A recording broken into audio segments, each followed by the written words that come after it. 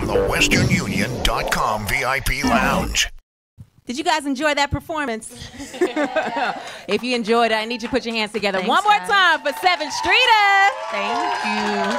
Thanks. How you doing, doll? I'm all right. You know, I'm here with these awesome people, so I'm great. You are a trooper. Because first of all, she came in here feeling like she's under the weather right now, drinking her tea during an interview, and still sounded incredible. Oh, thank you so much.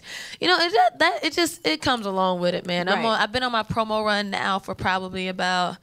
Where's Dwight? What, like 2, what? 3 months? 6 weeks, something like that. 6, 7 weeks, something like that. So We've been on the road. grinding. So when you out there, you're just talking a lot, and I talk so much. Like I do.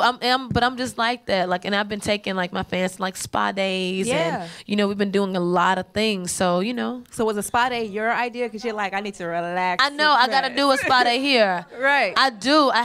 Dwight. Can I come? We gotta do a spa day here. Yeah. She is not playing. She's ready to go now. I'm serious. We gotta do one here for real. So new album, On The Verge. Yes, On The Verge. Congratulations, by the way. I heard Thank media you. On The Verge artist. When I heard her sing, I was like, that's why she's on The Verge. Aw, thank you. No, for Thank real. you. I am so just excited about my album, you know, for my fans who know and maybe some who don't. This record deal and this opportunity to put out this album, I don't take it for granted. You know what I mean? This is my 3rd deal. I was in 2 girl groups before I even got to this point. I was in a girl group when I was like 15. You know, we were signed to Interscope, and then I was in Rich Girl. We were signed to Jive Records, and so I don't take this opportunity, this record deal, and these people in this room for granted at all. I could not be happy about On The Verge, and I finally get to put out an album. Right. You know what I mean? So for me, On The Verge just means that I'm on the verge of this really beautiful journey with everybody in this room, and I could not be more excited about it. But, you know, for other people, it takes on different meanings. I've been on the road now, and so, you know, found fans who they're like, I'm on the verge of graduating. You know what I mean? I think that's amazing. Or I'm on the verge of getting married, or I'm on the verge of a breakup. You know what I mean?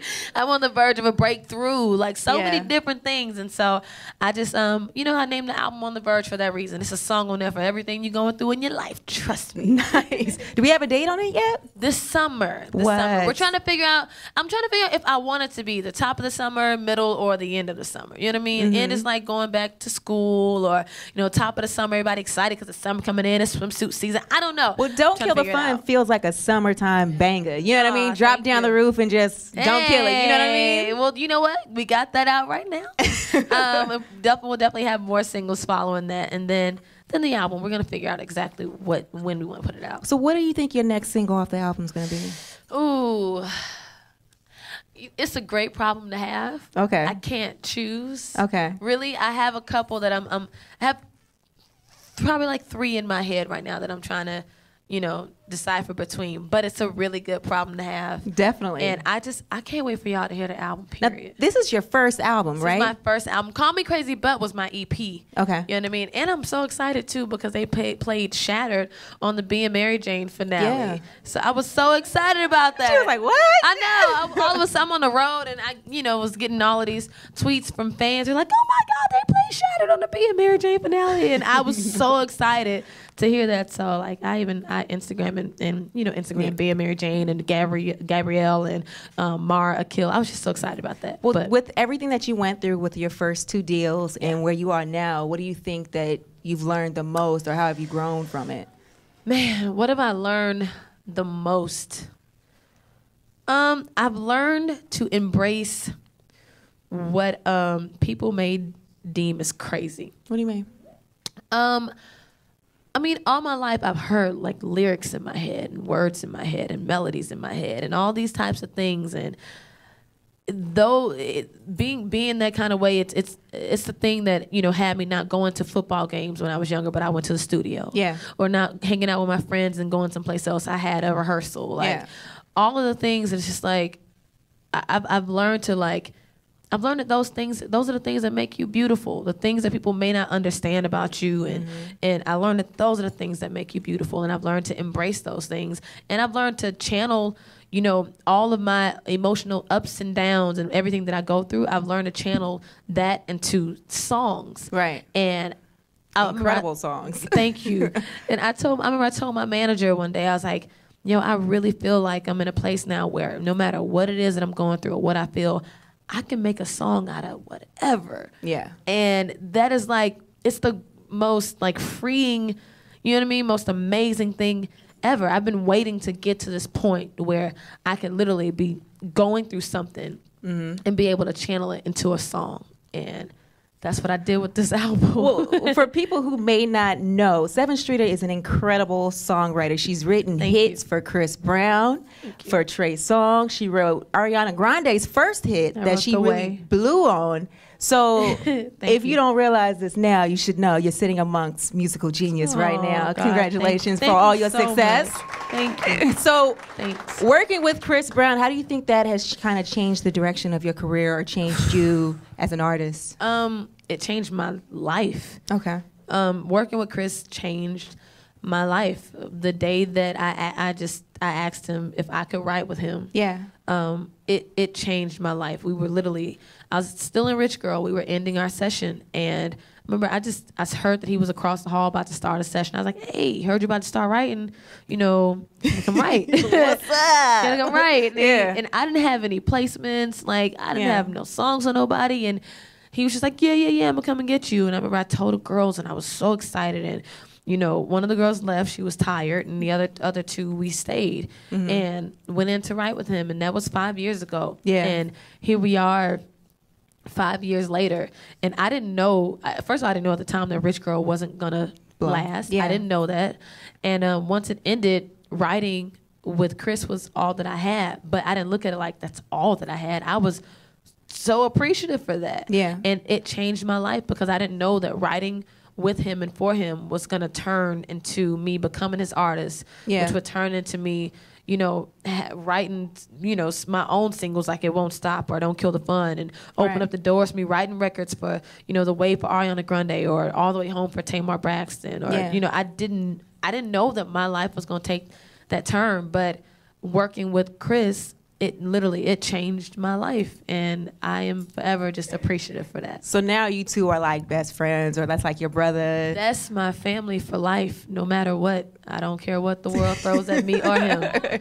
She's like, I don't care what the headlines say. It's family, you know what I mean? So how does that bother you? Because, I mean, just being friends with Chris will sometimes wrap you up in the headlines. And I remember a few months ago, there was something that I personally was like, they bogus, they playing. But it was like something about you and Chris being caught with Karrueche. Like, how do you have this stuff? It's just ridiculous. Oh my God, it's so ridiculous. It's ridiculous. Like, right. It's just, you can't do nothing about what people say. You just laugh it off and live your life. Like, there could not be a more brotherly, sisterly relationship than the one that me and that boy got. Listen here. That's my family all day. So, like, literally. No, I completely understand that. Because it's like you can't even be friends with a dude without it being something else. You know what I mean? And the thing is, too, I learned early on. Like, I've been in this business since I was 15 years old. I learned early on that we as women, we determine the type of relationship that we have with people. Yeah. You know what I mean? I learned that real early on.